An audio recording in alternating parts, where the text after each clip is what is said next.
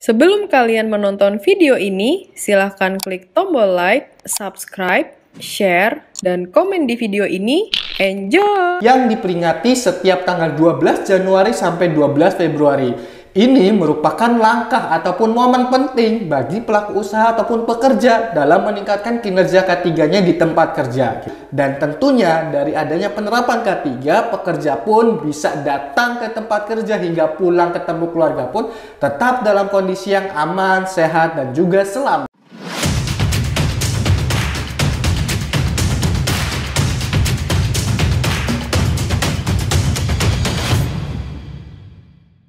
RMC.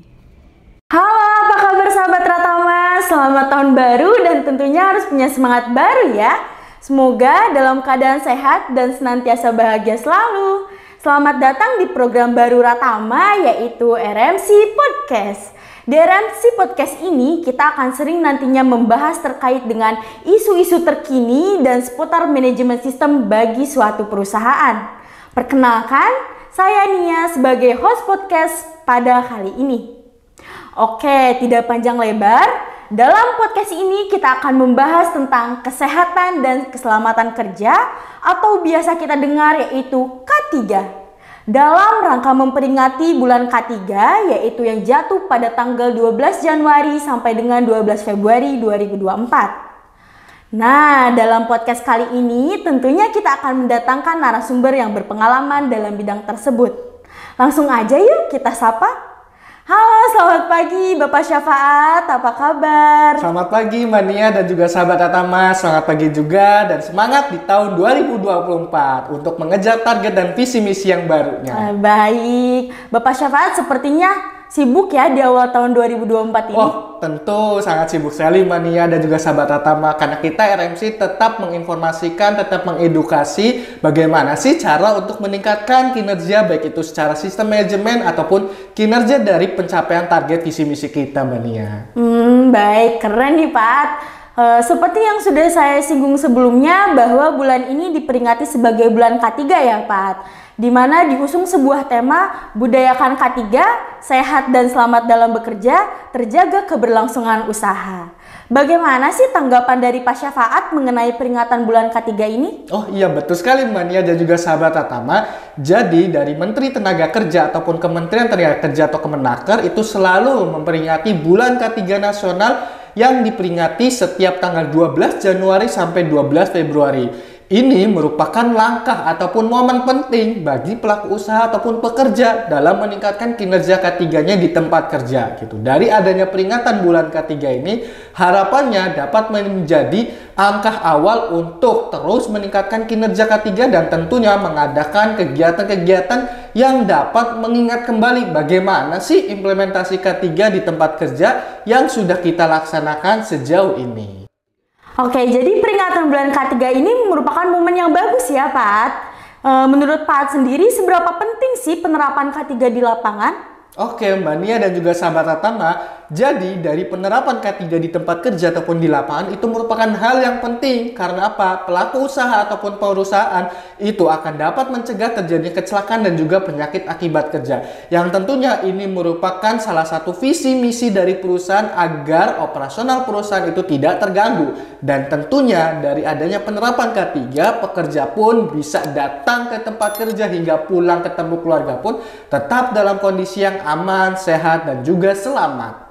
Oke, baik. Fakta menarik nih Pak. Menurut data terbaru, lebih dari 1,5 juta kecelakaan kerja fatal terjadi setiap tahunnya. Angka ini bukan hanya statistik ya Pak sebenarnya, tetapi juga tentang kehilangan nyawa, keluarga yang terpukul, dan dampak yang dirasakan itu sangat berarti. Menurut Pak Syafaat, bagaimana sih tanggapan mengenai data tersebut dan bagaimana upaya yang harus dilakukan dalam peningkatan K3? Nah, hal inilah yang biasanya perusahaan pekerja itu sering abai terhadap data-data ataupun berita berkaitan dengan kecelakaan kerja ataupun K3 itu sendiri.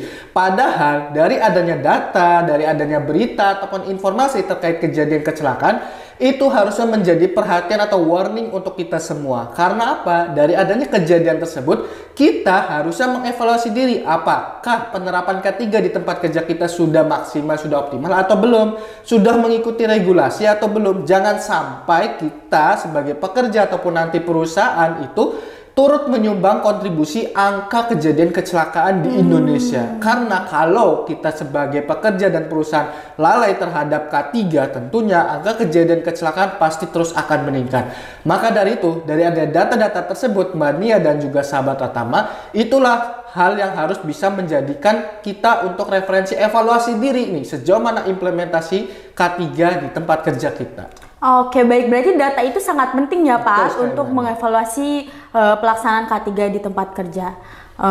Nah, Pak Syafaat, selain upaya dalam peningkatan K3, aspek apa sih yang penting di dalam K3 itu sendiri?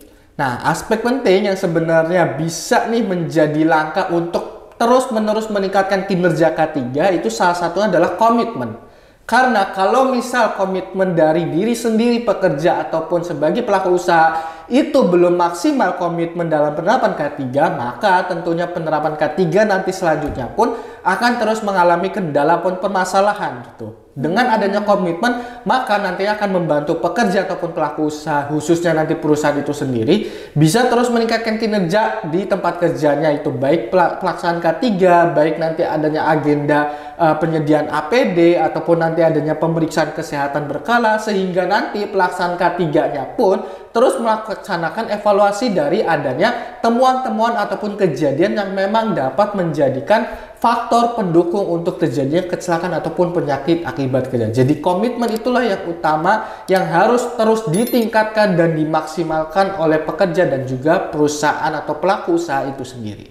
Oke, baik. Jadi itu ya, Pak, aspek penting yang harus diperhatikan dalam K3 ya? Betul sekali. Oke, jadi dari semua hal tersebut nih, Pak, tindakan apa yang tepat untuk meningkatkan K3? Nah, tentunya dari adanya komitmen tadi akan berlangsung nih terhadap adanya kesadaran ataupun kepemahaman dan dari masing-masing pekerja ataupun pelaku usaha itu sendiri. Ketika komitmen sudah kuat, terus kemudian nantinya ada kurang dalam informasi terkait bagaimana sih cara penerapan K3 di tempat kerja, tentunya nanti akan ada agenda pelatihan, akan ada agenda sharing, akan ada agenda promosi, sehingga nantinya pelaksanaan K3 pun terus mengalami peningkatan dan tentunya terus akan ada mengalami perbaikan-perbaikan dari pelaksanaan K3 di tempat kerja gitu. Jadi pelatihan nantinya terkait dengan adanya agenda patroli, terkait adanya inspeksi itu terus akan mengalami peningkatan. Jadi pemahaman dan kesadaran itu langkah selanjutnya dari adanya komitmen.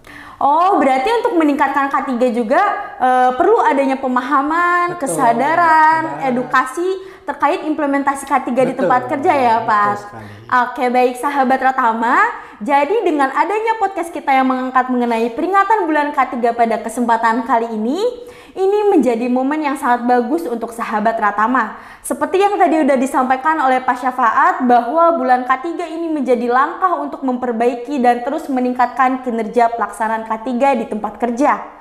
Sangat banyak langkah yang bisa diambil oleh pelaku usaha ataupun pekerja dalam meningkatkan kinerja K3 seperti edukasi, pemahaman, pelaksanaan audit, hingga memantapkan lagi komitmen penerapan K3 di tempat kerja. Dan perlu sahabat Pratama ingat bahwa bulan K3 ini jangan dijadikan momen sesaat saja, tapi juga harus konsisten secara terus-menerus. Baik, sahabat Pratama, sebelum kita akhiri podcast pada kesempatan kali ini, mari kita ingat bahwa kesehatan dan keselamatan kerja adalah tanggung jawab bersama. Saat kita semua peduli akan hal ini, kita bisa menciptakan lingkungan kerja yang lebih aman, sehat, dan produktif bagi semua. Terima kasih telah menyaksikan podcast ini. Mari jadikan setiap hari sebagai hari K3, bukan hanya pada bulan ini saja. Bagi sahabat Pratama yang tentunya memerlukan pelatihan K3, bisa langsung hubungi RMC di deskripsi video ini. Jangan lupa like, komen, subscribe, dan nyalakan atau klik lonceng untuk mendapatkan notifikasi video-video selanjutnya. Bye-bye!